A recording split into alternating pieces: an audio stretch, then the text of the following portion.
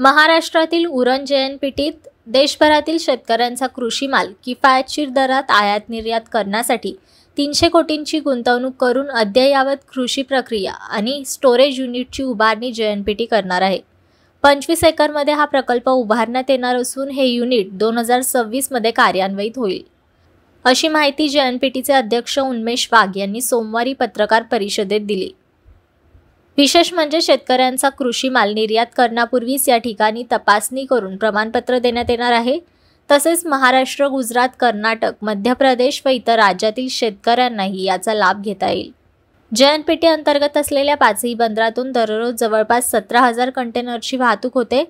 देशभरात जेएनपीटीतून रेल्वेने मालाची कमी वेळेत आणि कमी खर्चात वाहतूक करण्यासाठी दुहेरी कंटेनर वाहतूक येत्या काही दिवसात सुरू करण्यात येणार आहे। Bureau report, APMC news.